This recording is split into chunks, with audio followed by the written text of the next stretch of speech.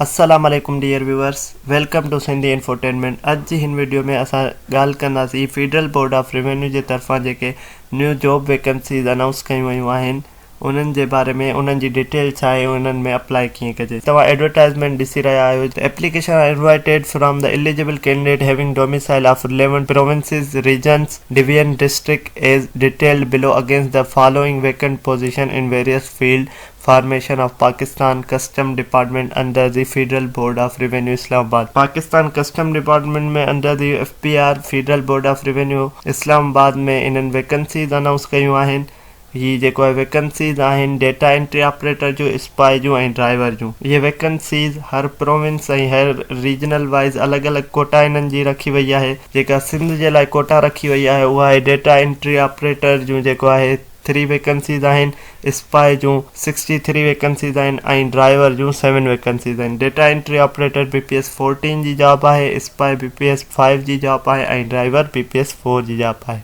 इन में जेको आहे सिंध जे हर ज़िले मां कैंडिडेट्स अप्लाई करे सघनि था ऐं जेको आहे डिस्ट्रीब्यूशन कोटा वाइज़ जेका थींदी, मेरिट ते 3 सीटूं डेटा एंट्री ऑपरेटर जूं, जेको आहे स्पाई जूं 54 मेरिट जे लाइ आहिनि, 6 जेको आहे 6 वुमेन कोटा जे लाइ आहिनि ऐं 3 माइनॉरिटी जे लाइ आहिनि। ईअं ड्राइवर जूं जेके 7 सीटूं आहिनि उहे 7 ई मेरिट ते आहिनि।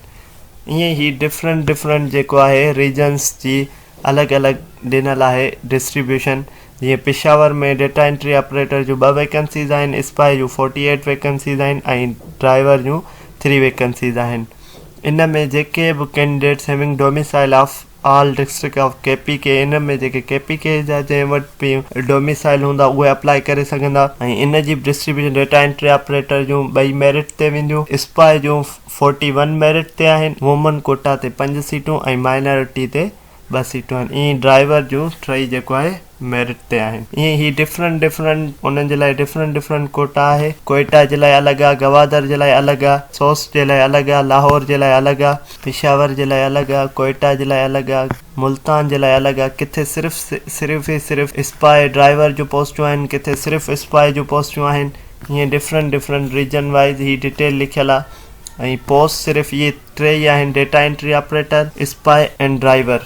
हाणे असां ॾिसूं था इन्हनि जॉब्स जे लाइ एलिजिबिलिटी क्राइटेरिया छा आहे, एज लिमिट, एक्सपीरियंस वग़ैरह वग़ैरह। त हाणे सभिनी खां पहिरियों जेको डेटा एंट्री ऑपरेटर आहे उन जे लाइ 2nd क्लास बैचलर डिग्री हुजे, कंप्यूटर साइंस में, फिजिक्स में, मैथमेटिक्स में, स्टैटिक्स में, इकोनॉमिक्स में, ठीकु आहे। उन खां पोइ जेको आहे स्पीड 10,000 की depression per hour on computer, 10,000 की डिप्रेशन पर आवर उन जी स्पीड हुजे कंप्यूटर ते। स्पाई जे लाइ जेको आहे मैट्रिक ऐं उनजो जेको आहे फिजिकल स्टैंडर्ड आहे, मेल जी हाइट हुजे 5.6 इंच ऐं चेस्ट हुजे 32 with expansion of 1.5 inch, female जी हाइट हुजे 5.2 इंच ऐं उनजी जेका एज लिमिट आहे उहा 18 खां 30 साल जे विच में हुजे। ईअं जेको ड्राइवर आहे उन जे लाइ प्राइमरी जी तालीम हुजे ऐं वैलिड ड्राइविंग लाइसेंस होल्डर हुजे ऐं उनखे जेको आहे ट्रैफिक जा कानून ख़बर हुजनि ऐं उनजी जेका ड्राइवर जे लाइ एज लिमिट आहे 18 खां 35 साल आहे ऐं डेटा एंट्री ऑपरेटर जे लाइ 18 खां 30 साल आहे। ही कुझु जनरल इंस्ट्रक्शंस आहिनि। जेके बि एलिजिबल कैंडिडेट आहिनि, जीअं मां तव्हांखे ॿुधायो रीजनल वाइज़, प्रोविंस वाइज़, त उहे छा कंदा, अप्लाई कंदा नेशनल जॉब पोर्टल लिंक ते। ही जेका लिंक ॾिनल आहे njp.gov.pk ते वञी अप्लाई कंदा। The candidates having domicile of relevant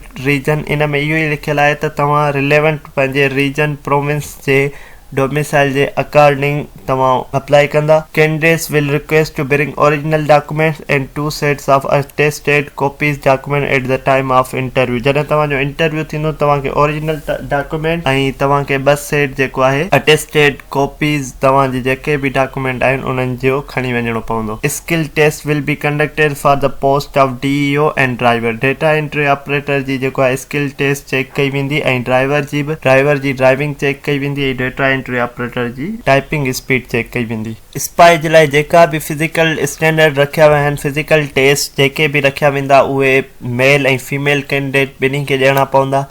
जीअं तव्हांखे हाइट ऐं तव्हांजी जेको आहे चेस्ट जी मथे लिखियल हुई ऐं हिन में ॿियो बि लिखियलु आहे त स्पाई जे लाइ रनिंग टेस्ट थींदी, जंहिंमें मेल कैंडिडेट्स खे 1 किलोमीटर डिस्टेंस कवर करणो पवंदो 7 मिंटनि में ऐं जंहिंमें जेको आहे फीमेल कैंडिडेट्स खे 1 किलोमीटर डिस्टेंस कवर करणो पवंदो 10 मिंटनि में। Only short listed candidate on the basis of skill test and physical standard will be called for the test interview।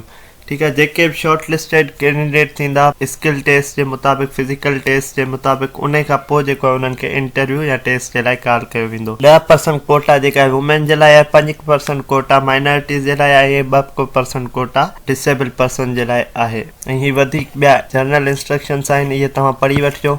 हाणे असां ॾिसूं था किथे असांखे अप्लाई करिणो आहे इन्हनि जॉब्स जे लाइ। सभिनी खां पहिरियां तव्हां कंहिं बि ब्राउज़र ते अची NJP national job portal .gov.pk लिखंदा। जीअं ई तव्हां हिते पोर्टल ते अची वेंदा तव्हांखे हिते का बि जॉब नज़र नथी अचे। तव्हां पोइ हिते सिलेक्ट सर्च ऑप्शन ते क्लिक कंदा। हाणे हीअ अचे थो डिफरेंट तव्हां ऑप्शन जे थ्रू सर्च करे सघो था। असां बाय एम्प्लॉयर नेम जे थ्रू सर्च कयूं था जीअं इज़ीली मिली वञे। हाणे असां लिखियोसीं FBR फेडरल बोर्ड रेवेन्यू। जीअं ई असां FBR जो लिखियोसीं हीअ ॾिसो डिफरेंट अची वियूं स्पाई ड्राइवर स्पाई। हाणे तव्हां पंहिंजे रीजन मुताबिक तव्हां ॾिसंदव त जेको आहे मूंखे किथे अप्लाई करिणो आहे। जीअं हीअ मुल्तान वारा मुल्तान में कंदा, पिशावर वारा पिशावर, कोयटा वारा कोयटा ते, हीअं डिफरेंट जेके बि आहिनि उहे पंहिंजे रीजन मुताबिक अप्लाई कंदा। हाणे हीअ ॾिसो जीअं सिंध वारा हिते डेटा एंट्री ऑपरेटर अगर को अप्लाई करण चाहे तो डेटा एंट्री ऑपरेटर में हिते अची करे ऐं ही अप्लाई नाउ ते क्लिक कंदो। जीअं ही अप्लाई नाउ ते क्लिक कंदो त हाणे हिते अचे तो प्लीज लॉग इन और साइन अप टू अप्लाई। अगर जेकर कंहिंजो अकाउंट ठहियल आहे तो लॉग इन कंदो, अदरवाइज साइन अप कंदासीं सभिनी खां पहिरियां। हाणे ही ॾिसो हिते साइन इन आहे, असांखे सभिनी खां पहिरियां साइन अप करिणो आहे। छो जो असां वटि अकाउंट न आहे त असां हिते क्लिक कंदासीं साइन अप ते। जीअं ई साइन अप ते क्लिक कंदासीं तव्हांखे सभिनी खां पहिरियां डिटेल घुरंदो। हिते तव्हांखे पंहिंजो CNIC ॾियणो आहे।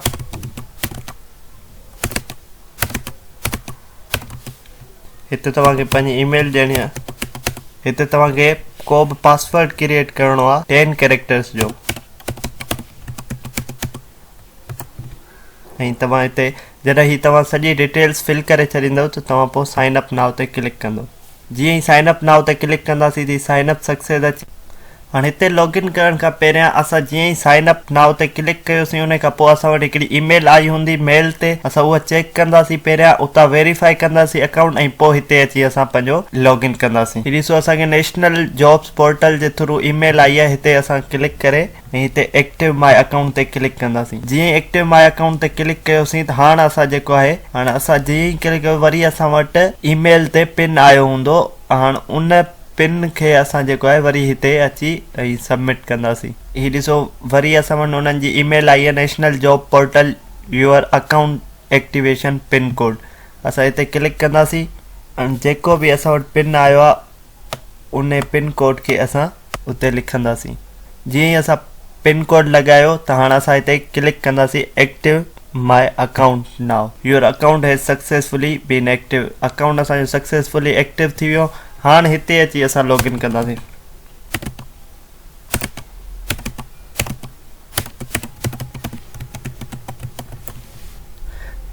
हाणे सॼी डिटेल ॾेई असां साइन इन कंदासीं। जीअं ई असां साइन इन ते क्लिक कयोसीं साइन इन सक्सेसफुली अची वियो ऐं प्लीज़ वेट जो ऑप्शन अची वियो।